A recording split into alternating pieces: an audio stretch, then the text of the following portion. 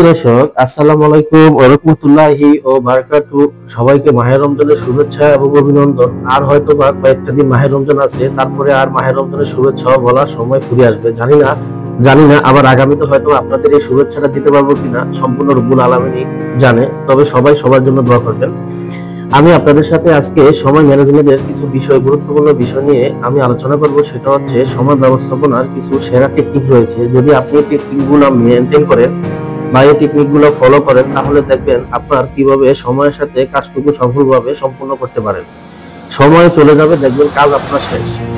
যখন এটা দেখবেন আপনি অবাক হয়ে যাবেন, আসলে তাই তো, কাজ কোথায়? দেখবেন কাজ নেই। তখন সময় প্রচারের জন্য হচ্ছে এই ভিডিওটি। আশা করি আমার এই ভিডিওটি মনোযোগ সহকারে প্রথম থেকে শেষ পর্যন্ত দেখার জন্য বিশেষভাবে অনুরোধ করা হচ্ছে। যদি সময় ব্যবস্থাপনার সেরা কতগুলো কৌশল রয়েছে, তার মধ্যে হচ্ছে পোমোডোরো টেকনিক। আমরা হয়তো বা এই ওয়ার্ডের সাথে তেমন একটা পরিচিত নয়, তবে এই কাজের সাথে আমরা পরিচিত। অনেকই বেশ আমরা জানি পোমোডোরো কি বা পোমোডোরো টেকনিক। পোমোডোরো টেকনিকটা মূলত হচ্ছে আমরা যখন টানা অনেক সময় দীর্ঘ সময় কাজ করি, কাজ করার পরে কিছু কিছু সময় আমরা কাজের ফাঁকে ফাঁকে একটা ব্রেক। ধরেন আপনি 20 থেকে 25 মিনিট বা 30 মিনিট কাজ করার পরে 2-3 মিনিটের জন্য হলো আপনি একটা ব্রেক নিলেন, কাজের মধ্যে একটা বিরতি স্পেস তৈরি করলেন। বিরতিটা বলতে আপনি সকল কাজ বন্ধ করে ওই সময় মতো মাইন্ডটাকে একটু রিল্যাক্স দিলেন। যখন আপনি আপনার মাইন্ডটাকে রিল্যাক্স দিবেন, তখন আপনার মাইন্ড আরো বেশি আউটপুট দিতে আপনাকে সাহায্য করবে। কারণ ব্রেন এমন একটা জিনিস, আপনি যদি অনবরত ব্রেনকে দিতে থাকেন, একটা সময় কিন্তু ব্রেন অনেক কিছু নিতে পারবে না।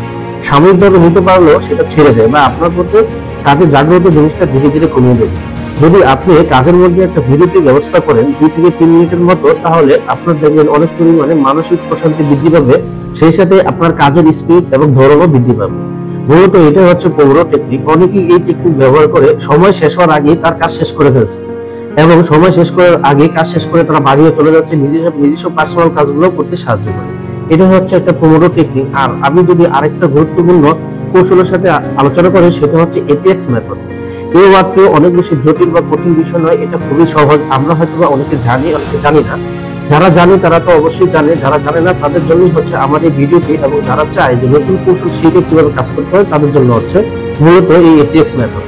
এটিএক্স মেথডটা হচ্ছে এই কাজের ধরন অনুযায়ী কাজকে 4টি ভাগে ভাগ করা।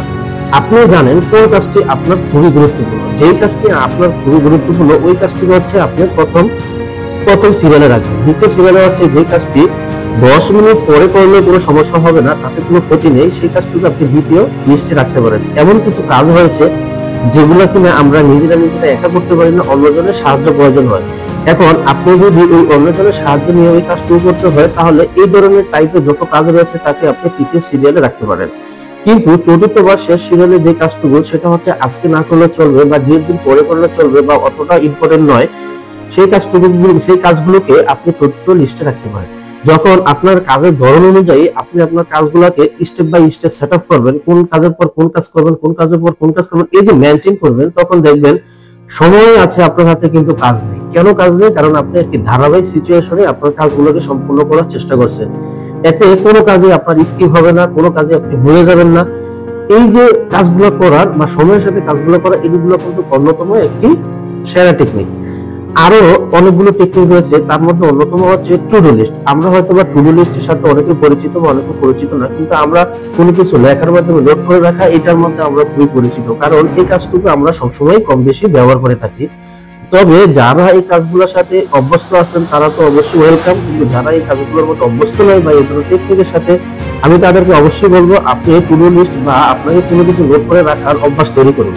যখন আপনি কাজগুলোকে নিয়মিতভাবে ধারাবাহিকভাবে কাজের ধরনগুলো লিখে রাখবেন বা কাজের পদ্ধতিগুলো লিখে রাখবেন, বা কোন কাজের পর কোন কাজ করবেন বা কোন কাজ দিয়ে শুরু করবেন, সেগুলো যখন নিয়মিত লিখে রাখবেন, তখন আপনার কোনো কাজ স্কিপ হওয়ার সম্ভাবনা থাকবে না বলেই চলে। আমি আপনাকে 100% গ্যারান্টি দিয়ে বলতে পারি, আপনি যখন এই বিষয়গুলো মেনটেন করবেন, আপনি দেখবেন সময় শেষ কিন্তু আপনার কাজও শেষ, বা আপনার কাজ শেষ, সময় অপূর্ণ সময় রয়েছে, তখন আপনি বিরক্ত হয়ে যাবেন, এখন আমি কি করবো। আপনি রিল্যাক্স করবেন। এই রিল্যাক্স করার জন্য পরামর্শ দিচ্ছি, আপনি অবশ্যই এই টেকনিকগুলো মেনটেন করবেন। আবার আরেকটি ইন্টারেস্টিং বিষয় হচ্ছে, যখনই আপনি যে কাজগুলো করবেন, সেটা হচ্ছে 1 টাস্কের মধ্যে শেষ করে সম্পূর্ণ করবেন।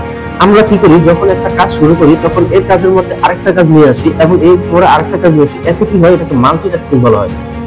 যখন আপনি একই কাজের সাথে মাল্টিটাস্কিং কাজের মধ্যে প্রবেশ করে যাবেন, তখন দেখবেন কোনো কাজই আপনার সম্পূর্ণ হচ্ছে না। দিন শেষে দেখবেন আপনার সময় চলে গেছে কিন্তু কাজ আর শেষ হয়।